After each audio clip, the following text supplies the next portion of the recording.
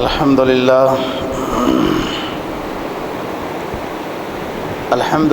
وکفا والصلاة والسلام علی سید الرسل وخاتم الانبیاء وعلی آلہ واصحابہ الذین اوفوا عہدا الذین هم خلاصۃ العرب الارباء وخیر الخلائق بعد الانبیاء اما بعد فاعوذ باللہ من الشیطان الرجیم بسم اللہ الرحمن الرحیم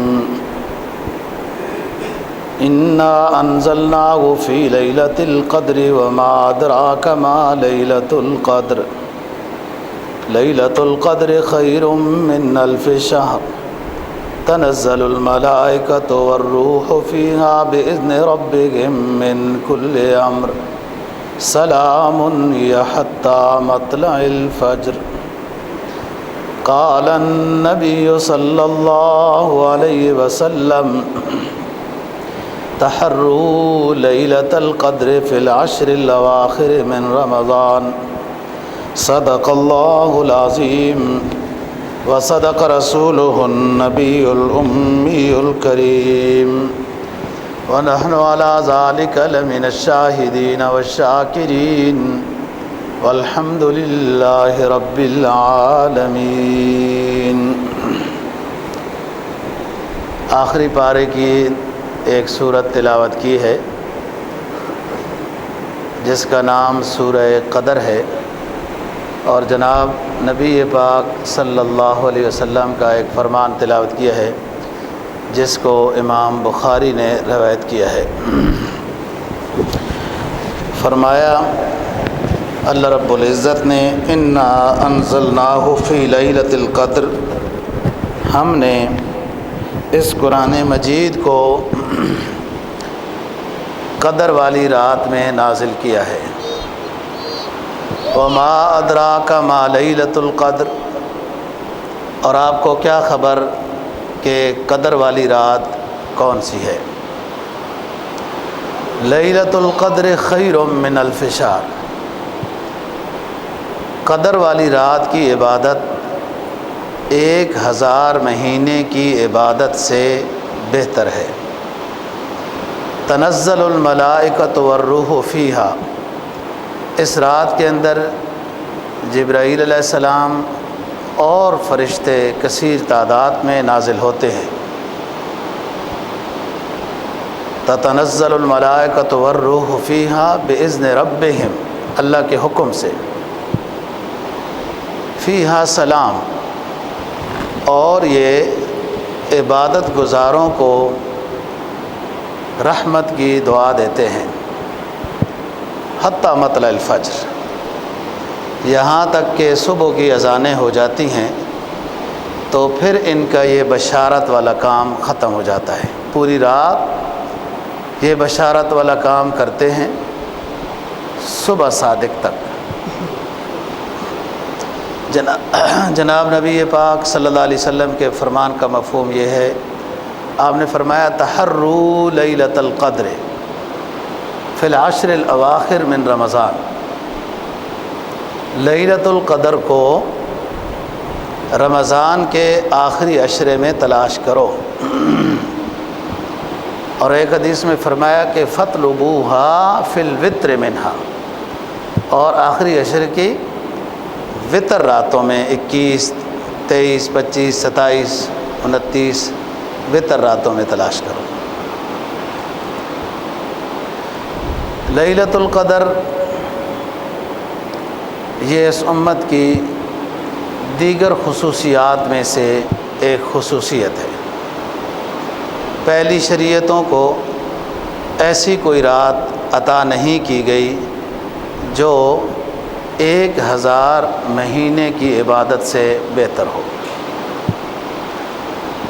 جیسے رمضان کے روزے اس امت کی خصوصیت میں سے ہیں۔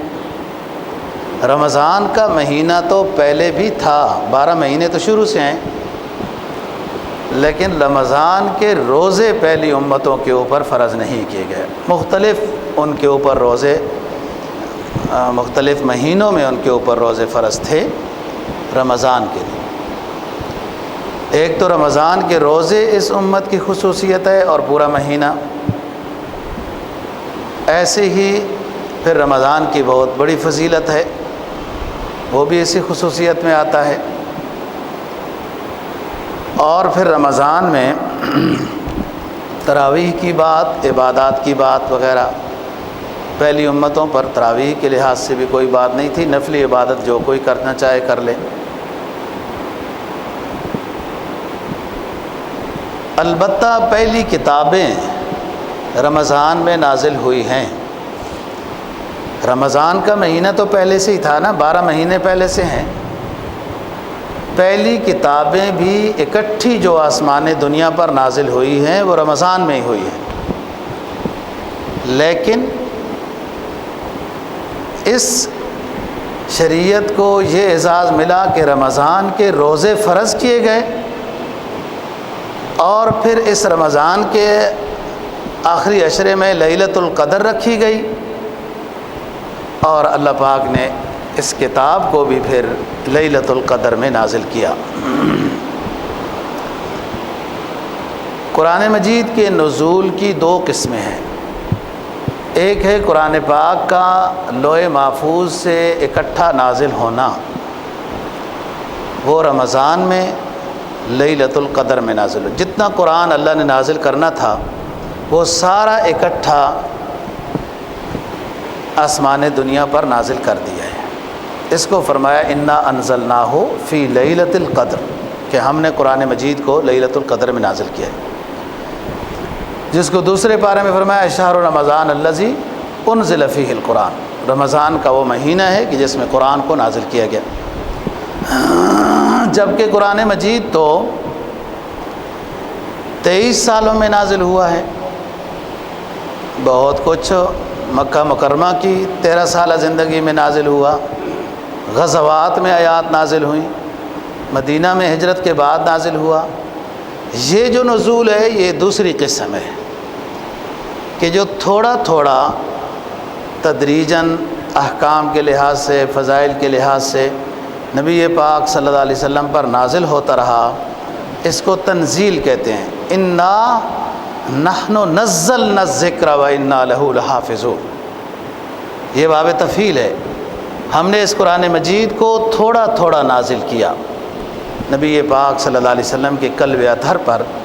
یہ آسمان دنیا سے جبرائیل علیہ السلام کو جو حکم ہوتا تھا وہاں سے لے کر پھر نبی پاک صلی اللہ علیہ وسلم کے قلب مبارک پر اتارا جاتا تھا۔ یہ 23 سال میں ہوا ہے۔ اور اکٹھا نازل ہونا، انا انزلناہ، وہ باب افعال ہے، نبی کے قلب پہ نازل ہونا، نزلنا یہ تنزیل ہے، تنزیل کا معنی ہوتا ہے تھوڑا تھوڑا کر کے نازل ہونا۔ گویا رمضان کا اور قرآن کا ایک خاص آپس میں رشتہ اور تعلق ہے کہ رمضان میں نازل ہوا، لیلۃ القدر میں نازل ہوا، اور میں بتا رہا تھا کہ لیلۃ القدر اس امت کی خصوصیات میں سے ہے۔ پہلے کسی شریعت کو اتنی بڑی عظمت والی رات نہیں عطا کی گئی، اور یہ بھی نبی پاک صلی اللہ علیہ وسلم کا ایک بیان ہوا، اس میں صحابہ کرام رضی اللہ تعالیٰ عنہم نے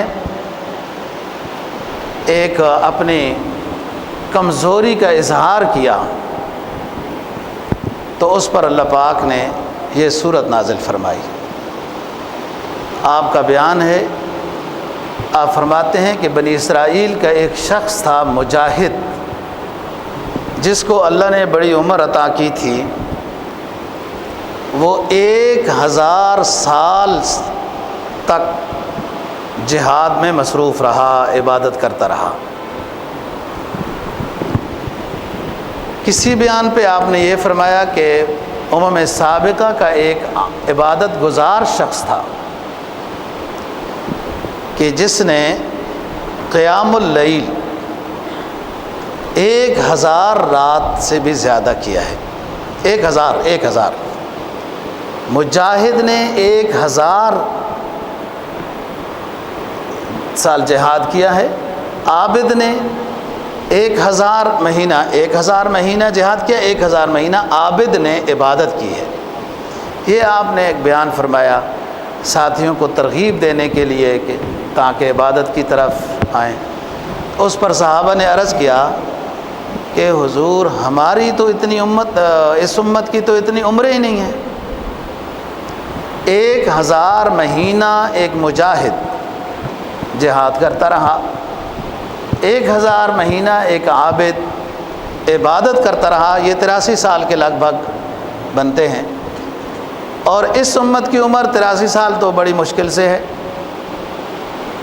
تو ہم یہ فضیلت تو گویا حاصل نہیں کر سکتے کہ ہماری عمریں کم ہیں، اگر ہم اپنی پوری عمر میں بھی جہاد کرتے رہیں اور رات کا قیام کرتے رہیں تب بھی اتنی بڑی فضیلت ہم حاصل نہیں کر سکتے۔ جب صحابہ اکرام رضی اللہ تعالیٰ عنہ نے یہ عرض کیا تو اس کے بعد نبی پاک صلی اللہ علیہ وسلم پر یہ صورت نازل ہوئی جس کو سورہ قدر کہتے ہیں۔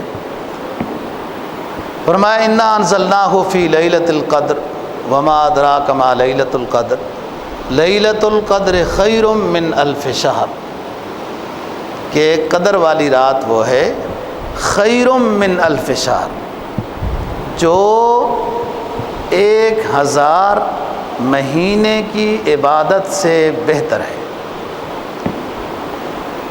ایک رات کی عبادت 1000 کی مہینے کی عبادت سے بہتر ہے۔ ایک تو ایک رات کی عبادت،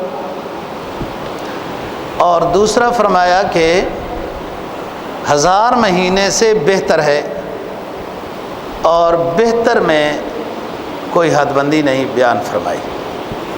اب ہر بندے کی عبادت کی اپنی کوالٹی ہوتی ہے، وہ 1000 مہینے سے بہتر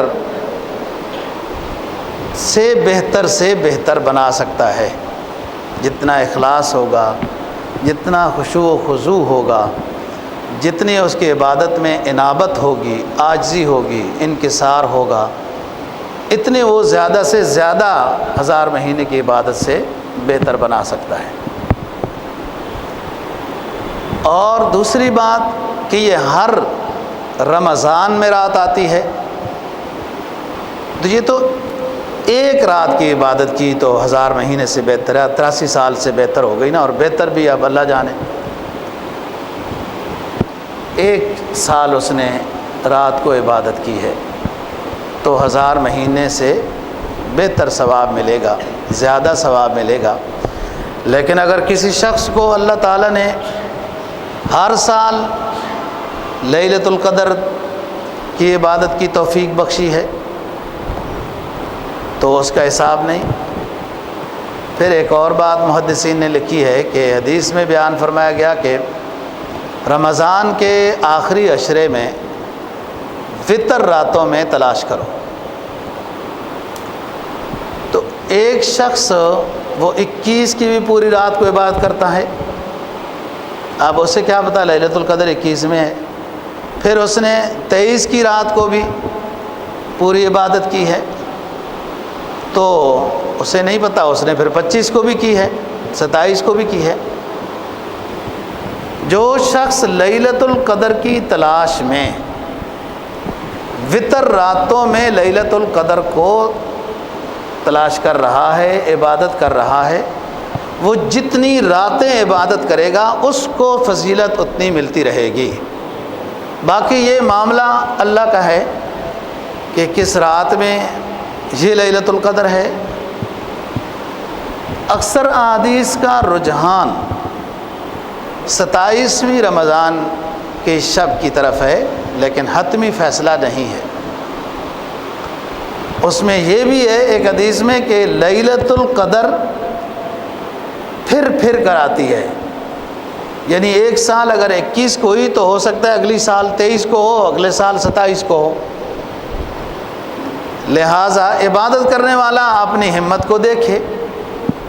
یہی تو میں نے عرض کیا تھا، جو اعتکاف بیٹھتا ہے شخص وہ لیلۃ القدر کو آسانی سے پا سکتا ہے۔ اس سورت کا نام قدر ہے کیونکہ اس کے اندر ایک ایسی رات کا ذکر ہے جو قدر والی رات ہے۔ قدر کا معنی سب جانتے ہیں قدر و منزلت، بڑا مقام ہے، بڑی اس کی قدر ہے۔ فرمایا کہ جو شخص اس رات میں عبادت کرتا ہے اور اللہ سے اپنے گناہوں کی معافی کرا لیتا ہے تو توبہ سے پہلے وہ عند اللہ اتنا قدر والا نہیں تھا، توبہ کے بعد جب اللہ کا مقبول بندہ بنا تو عند اللہ قدر و عظمت والا ہو گیا، اس لیے اس رات کا نام لیلۃ القدر ہے۔ اور اللہ تعالیٰ جب کسی بندے سے راضی ہو جاتا ہے اور اس کے گناہوں کو معاف کر دیتا ہے تو اس کو اپنا مقبول بندہ بنا دیتا ہے۔ ایسا نہیں ہے کہ اس کی ماضی کو پھر اللہ دہراتا رہے کہ تم نے تو یوں بھی کیا یوں، جب ایک دفعہ معاف ہو گیا بس ختم۔ ایسے ایسے لوگ اللہ کے ہاں اتنا اونچا مقام حاصل کر گئے کہ جن کی زندگی کا ایک معقول حصہ اللہ کی بغاوت میں گزرا ہے، لیکن انہوں نے توبہ کی تو اللہ نے ان کو اپنا مقبول بندہ بنا لیا ہے۔ اسی پر وہ بندہ بھی ذہن میں رکھ لیں جس کی وجہ سے موسیٰ علیہ السلام کے زمانے میں بارش نہیں ہو رہی تھی۔ اللہ نے موسیٰ علیہ السلام کو بتا دیا تھا، موسیٰ علیہ السلام نے اعلان کر دیا کہ بھائی ایک بندہ ہے اس کی وجہ سے بارش نہیں ہو رہی، لیکن نماز استسقاء تو ہم پڑھیں گے، اور بارش ہو گئی۔ موسیٰ علیہ السلام نے عرض کیا اللہ پاک آپ نے تو فرمایا تھا بارش نہیں ہوگی، بارش ہو گئی۔ اللہ نے فرمایا اس بندے نے ہم سے صلح کر لی، توبہ کر لی، ہم نے معاف کر دیا اس کو۔ تو موسیٰ علیہ السلام نے عرض کیا کہ وہ بندہ ہمیں پتہ چل جائے۔ اللہ نے فرمایا اب تک باغی تھا تو ہم نے اس کا پردہ فاش نہیں کیا، جب اب وہ ہمارا بن گیا تو اب ہم اس کا وہ کر دیں۔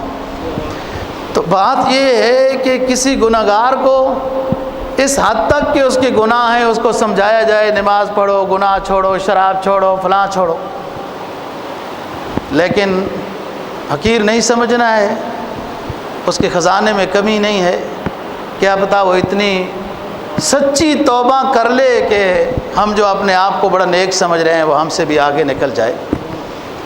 اس لیے بعض رات نے لکھا ہے کہ دوسروں کے گناہوں کو نہ دہرایا کرو،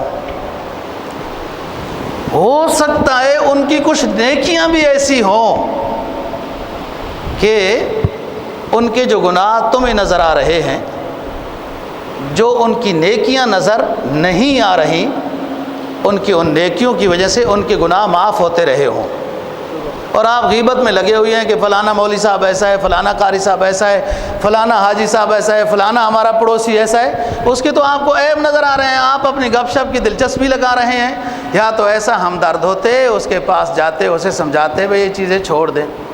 اصل تو یہ ہے کسی کے گناہوں کو دہرانا صرف اپنی مجلس گرم کرنے کے لیے، گپ شپ کے لیے، یہ بہت خطرناک بات ہے۔ ہو سکتا ہے اس کی کوئی ایسی نیکی ہو، اس کے وہ گناہ معاف ہو رہے ہوں، یا اللہ اس کو ایسی توبہ کی توفیق دے دے، اس کی توبہ نصوح بن جائے۔ توبہ نصوح ایسی ہے جس کا قرآن نے ذکر کیا نا کہ اب تک تو وہ بڑا غلط تھا، بعض نے تو لکھا ہے کہ نصوح کا معنی ہے بڑی خشوع خضوع والی توبہ، بعض نے لکھا ہے کہ نصوح ایک شخص تھا۔ بارہ لمبی بات ہے، ہم جس موضوع پر بات کرنا چاہتے ہیں، نصوح ایک شخص تھا اور اس نے اپنا ظاہر عورتوں والا بنایا تھا، اور بادشاہ کے گھر میں عورتوں کی خدمت کرتا تھا اور تھا مرد، اور بہرحال پھر اس کو چوٹ لگی اور اس نے توبہ کی، تو اس کے نام سے اللہ نے فرمایا یا ایھا الذین آمنوا اتقوا اللہ یا ایھا الذین آمنوا توبوا الی اللہ توبۃ نصوحا، اے ایمان والو توبہ کرو جس طرح کے توبہ ہمارے بندے نصوح نے کی، ہم نے سب گناہ معاف کر دیے۔ تو اس لیے اللہ کے بہت نیک بندے ایسے بھی ہیں کہ جو ان کی زندگی ایک بڑی گناہوں میں گزری، عبداللہ بن مبارک ہیں اس میں وغیرہ، ابن سباتہ ہیں خلافت بنو عباس کے زمانے میں، اتنا بڑا ڈاکو چور نامور، جیلیں کاٹتا رہا، ہاتھ کٹواتا رہا، پاؤں کٹواتا رہا، ہاتھ بھی کٹ گیا، پاؤں بھی کٹ گیا، اور پھر بھی کچھ کر نہیں سکتا تھا تو نگرانی کرتا رہا، لیڈر تو ہوتا ہے نا، پھر وہ دوسروں کو سمجھاتا رہا کہ چوری یوں کرتے ہیں۔ ایک دن ایک بڑی حویلی دیکھی، کھلی ہوئی نظر آئی، اس میں پہنچ گیا، بڑے کپڑے شپڑے وغیرہ پڑے تھے باندھے، اور وہ لالچ میں تو بڑے باندھ لیے، تھا ابھی معذور، ایک پاؤں اور ایک ہاتھ سے اٹھا نہیں سکا۔ ایک بزرگ آیا لمبے قد والا، کوئی بوڑھا سا شخص آیا، اس نے کہا کیا بات ہے، کہا یہ اٹھا ہی نہیں جاتے، وہ اٹھا کے تو اس کے ساتھ لے گئے، جدھر تک اس نے جانا تھا چھوڑ دیا۔ بغداد کی بات ہے، خلافت بنو عباس ہے۔ ایک دن پھر اس کو خیال آیا کہ وہ تو بڑی اچھی جگہیں لوٹنے کی، پھر آ گیا، دیکھتا کیا ہے کہ آج بہت رش ہے، لوگ وضو بنا رہے ہیں، ایک جگہ بیٹھتے جا رہے ہیں، وضو بنا رہے ہیں، ایک جگہ بیٹھتے جا رہے ہیں۔ یہ بھی کہتا ہے میں بھی وضو بنا کے بیٹھ گیا، آج تو وہ کام نہیں ہو سکتا۔ کہتے ہیں سارے اللہ والے ہیں، بس بیٹھے ہیں، چراغ جل رہے ہیں، رات ہے، تہجد کا وقت ہے، کہ اسی دورانیے میں ایک شخص آتا ہے جو انتہائی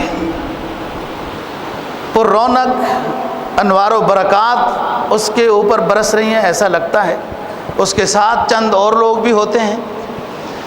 جیسے وہ مخصوص نشست پر بیٹھتا ہے تو میری چیخ نکل گئی کہ یہ تو وہی شخص تھا جو میرے ساتھ میری چوری کو اٹھوا کر میری منزل تک وہ لے گیا تھا۔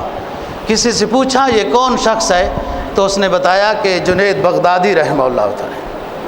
اللہ والے کی نظر پڑی، اس نے توبہ کی، اور پھر شیخ جنید سے خلافت بھی ملی۔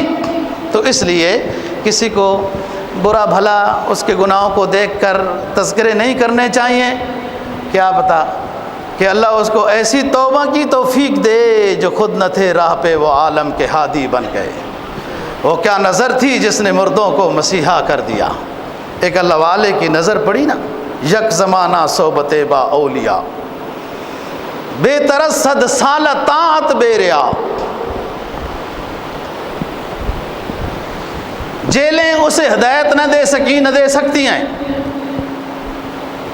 یہ تو وقتی ڈراوا ہوتا ہے۔ ہاتھ پاؤں کٹنے سے وہ اپنی عادت سے باز نہیں آیا۔ جب اللہ والے کی ایک نظر پڑی تو نظام ہستی بدل گیا۔ تو کوشش تو یہ ہو نا کہ نیکی کی جستجو ہو اور کسی اللہ والے کی مجلس کی کوشش کی جائے، اس کے نا اثرات آتے ہیں۔ اور یار پنکھا چلتا ہے، ہوا دیتا ہے، سائڈوں میں بیٹھنے والوں پر اس کی ہوا کا اثر ہوتا ہے، یہ تو ایک عارضی سی چیز ہے۔ کسی اللہ والے کے قریب بیٹھنے سے جو متقی اللہ والا ہو اس پر جو انوار و برکات برستے ہیں تو ساتھ والوں پر ان کے اثرات نہیں ہوں گے۔ یہی اثر تھا سرکار دو جہاں صلی اللہ علیہ وسلم کا،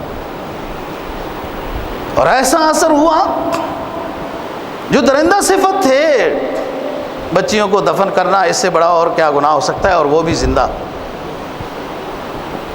اور نبی کی صحبت میں آئے تو کیا مقام پایا۔ فرمایا ہم رکبان بالنہار ورہبان باللیل۔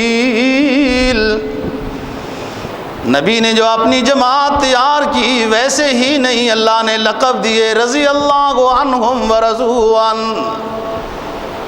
یہ جماعت اتنی قیمتی بنی، ولیکن اللہ حبب الیکم الایمان وزینہ فی قلوبکم وکرہ الیکم الکفر والفسوق والعصیان اولئک هم الراشدون۔ رب العزت نے جب تمام ارواح کو پیدا کیا، جب ارواح کو پیدا کرنے کے بعد روحوں پر نظر ڈالی تو حضرات صحابہ کرام رضی اللہ تعالیٰ عنہم کی روحوں میں اتنا اونچا تقوی نظر آیا، قرآن کی ایت بنا کے نازل کر دیا، حبب الیکم الایمان وزینہ فی قلوبکم، اے میرے نبی کی پیاری جماعت، اللہ تم سے اتنا راضی ہے، تمہارے قلوب کو اللہ نے اپنے ایمان کے لیے پسند کر لیا ہے، دور کر دیا تم سے کفر، عصیان، سرکشی کو وغیرہ۔ تو بات کر رہا ہوں کہ کسی کے گناہوں کا تذکرہ یہ نقصان دہ ہے، ایک تو غیبت ہو رہی ہے، اور دوسرا ہو سکتا ہے وہ اس کی کچھ نیکیاں ایسے ہیں کہ وہ گناہ جو نظر آ رہے ہیں وہ دھل رہے ہوتے ہیں، یا اس کی توبہ ایسی ہو جیسے ابن سباتہ کی توبہ ہوئی، پھر وہ شیخ جنید کا خلیفہ بن گیا، لوگوں کو واعظ و نصیحت کر رہا ہے۔ تو بات کر رہا ہوں قدر، انا انزلناہ فی لیلۃ القدر، قدر کا معنی ہے عظمت۔ اب تک گنہگار تھا، عند اللہ قدر والا نہیں تھا، جب ان مبارک راتوں میں عبادت کی اللہ راضی ہو گیا، اب یہ قدر و منزلت والا ہو گیا جب مغفور ہو گیا۔ بعض رات نے قدر کا معنی تقدیر سے کیا ہے، آپ نے یہ بات سنی ہوگی،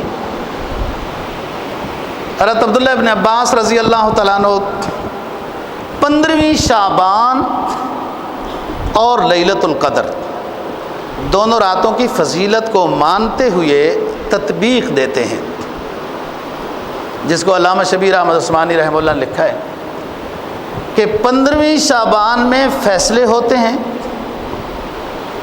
اس سال کس کس کے لیے کیا کیا ہوگا، کون مرے گا، کون جیے گا، کون عزت پائے گا، کتنی بارش ہوگی، کیا ہوگا، یہ 15ویں شعبان میں فیصلے ہوتے ہیں۔ اور لیلۃ القدر میں فیصلے فرشتوں کے حوالے کیے جاتے ہیں، تقدیر کے جو فیصلے ہیں، اٹل ہیں، جو یوں بارش ہوگی، یوں پیدا ہوں گے، یوں فوت ہوگا، یہ اٹل فیصلے ہیں، تقدیر مبرم ہے جو حوالے کی جاتی ہے۔ بعض حضرات نے انا انزلناہ فی لیلۃ القدر، قدر کا معنی تنگی کے لیے ہے۔ قرآن مجید نے فرمایا ہے اللہ یبسط الرزق لمن یشاء ویقدر، اللہ تعالیٰ جس کے لیے چاہے رزق خوب کشادہ دیتا ہے، ویقدر، اور جس کے لیے چاہے تو کم دیتا ہے، تنگی میں رکھتا ہے اس کو۔ تو قدرہ یقدرو کے معنی تنگی کے بھی آتے ہیں، کہ اس میں بہت کثیر تعداد فرشتوں کی نازل ہوتی ہے، اتنی تعداد نازل ہوتی ہے کہ زمین ان فرشتوں کے لیے تنگ ہو جاتی ہے، اس لیے اس رات میں وہ فرشتے نازل ہوتے ہیں، جبرائیل علیہ السلام کی نگرانی میں نازل ہوتے ہیں، تو زمین تنگ ہو جاتی ہے، ان فرشتوں نے حاضری لگانی ہے وغیرہ۔ میں بات کرتا ہوں، طویل حدیث ہے، جناب نبی پاک صلی اللہ علیہ وسلم کا فرمان ہے کہ پورا سال جنت کو آراستہ کیا جاتا ہے، اس کو سجایا جاتا ہے، رمضان میں جو روزے رکھتے ہیں ان کے لیے، اور اس کی مخصوص حوریں ہیں، وہ خاص دعا بھی کرتی ہیں کہ روزہ داروں کے ساتھ اللہ ہمارا نکاح کرا دے۔ اور اللہ تعالیٰ جنت کے دروازے کھلوا دیتے ہیں اور جہنم کے دروازے بند کر دیے جاتے ہیں، سزا کا نظام بند کر دیا جاتا ہے، راحت و انعام کا سارا سسٹم کھول دیا جاتا ہے۔ اگر کوئی رمضان میں کافر بھی مرا ہے تو اس پر عذاب کو موقوف کر دیا جاتا ہے، رمضان کے بعد بات ہوگی کہ یہاں اب قانون یہ ہے کہ اس وقت جہنم کے دروازے، سزا کے دروازے بند ہیں، جنت کے دروازے کھلے ہیں۔ لہٰذا اب ایک انسان کو جانے کے لیے ایک ہی راستہ ہے اور وہ جنت کا ہے، لہٰذا اس کو حاصل کرے، دوسرا تو نظام ہی بند ہے۔ تیسری چیز، جیسے رمضان المبارک شروع ہوتا ہے تو اللہ پاک فرشتوں کے ذریعے سے مردۃ الشیاطین، سرکش شیاطین کو باندھ دیا جاتا ہے تاکہ لوگوں کو گمراہ نہ کر سکیں۔ اور اس میں یہ ایک لفظ حدیث میں آتا ہے، امت محمدیہ کے مسلمانوں کو گمراہ نہ کر سکیں۔ معلوم یہ ہوا کہ یہ خصوصیت بھی امت محمدیہ علیہ السلام کی ہے۔ اور پھر اس کے بعد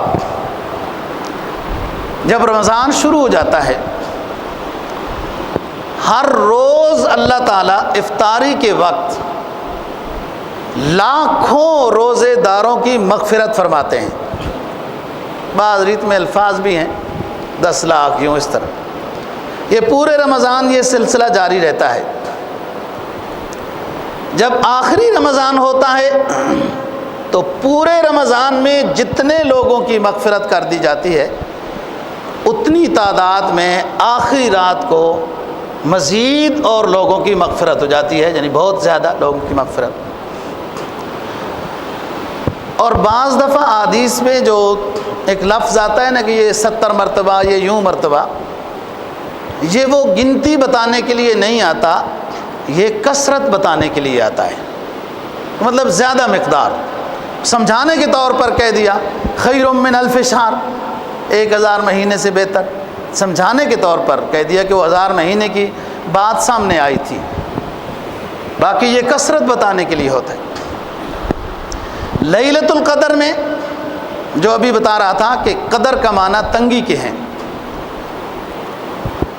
جبرائیل علیہ السلام کو اللہ بلاتے ہیں، اس کو جھنڈا دیتے ہیں ہرے رنگ کا، اور فرشتوں کے بارے میں حکم دیتے ہیں کہ ان کو لے جائیں، پوری دنیا میں یہ پھیل جائیں، جہاں کہیں بھی لیلۃ القدر میں لوگ عبادت میں مصروف ہیں ان کے ساتھ مصافحہ کریں اور ان کے لیے رحمت کی دعا کریں اور ان کو سلام کریں، مغفرت کا بتا دیں۔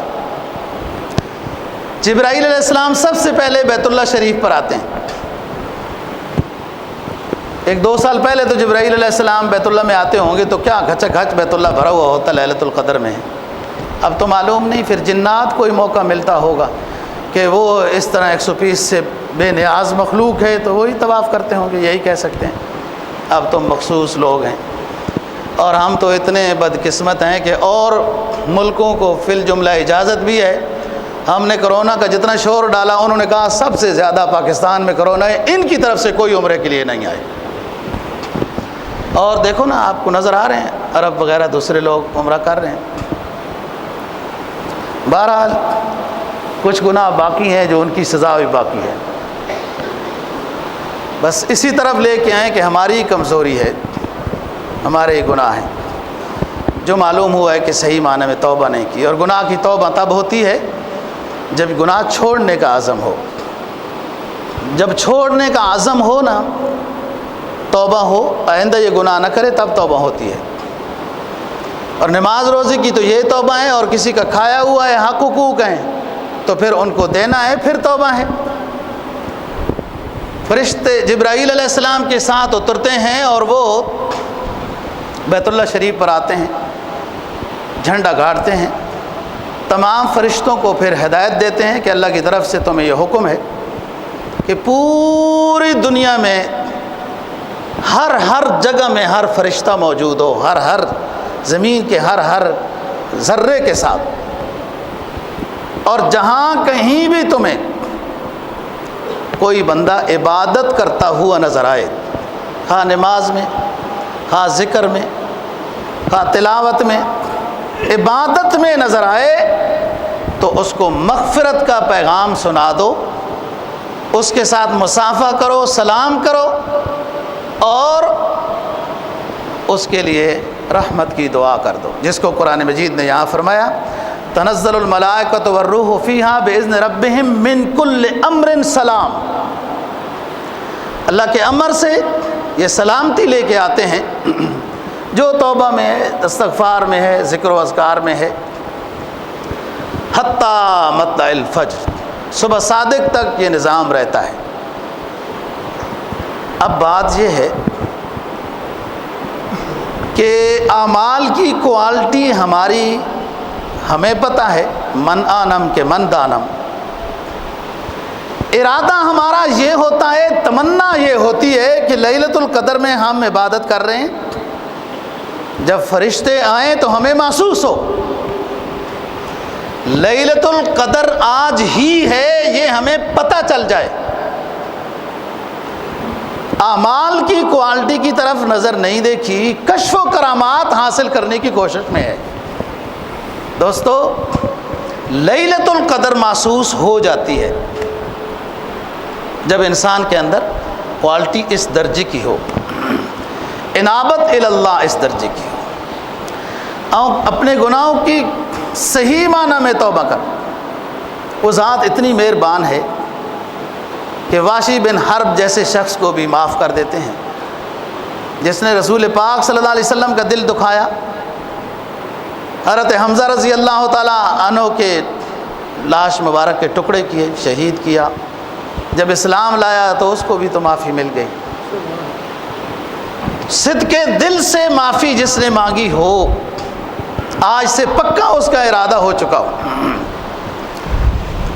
کہ آئندہ غلطی نہیں ہوگی، نہ کسی کا دل دکھاؤں گا، نہ غیبت کروں گا، نہ چوری کروں گا، نہ شراب پیوں گا، نہ سود خوری کروں گا، نہ کینہ کروں گا، نہ بدکاری۔ جب پکا ارادہ کر لیتا ہے ان گناہوں سے توبہ کا تو پھر فائدہ ہوتا ہے، پھر محسوس بھی ہوتا ہے۔ کوالٹی چاہیے نا ایمان کی، وہ ایمان کوالٹی کا نہیں ہوتا۔ لوگوں نے کرامت کیا سمجھی؟ جھوم جاؤ بس، ایسے یہ کرامت ہے، ایسا نہیں ہے۔ سنت کی اتباع کرامت ہے، اور اللہ سے صدق کے دل سے اپنے گناہوں کی معافی چاہیے۔ اللہ نے تو کوئی حد بندی نہیں رکھی ہوئی کہ فلانے لوگ آئیں تو ان کی معافی ہوگی۔ فرمایا من یعمل سوءا او یظلم نفسہ ثم یستغفر اللہ یجد اللہ غفورا رحیما۔ جس سے چھوٹی غلطی ہو گئی یا بڑی غلطی ہو گئی، من یعمل سوءا او یظلم نفسہ ثم یستغفر اللہ، دل کی گہرائیوں سے اپنے رب سے معافی مانگنے لگ گیا، یجد اللہ غفورا رحیما، وہ اللہ کو مہربان پائے گا، مغفرت کرنے والا پائے گا۔ ادھر کمی ہے ادھر کمی نہیں۔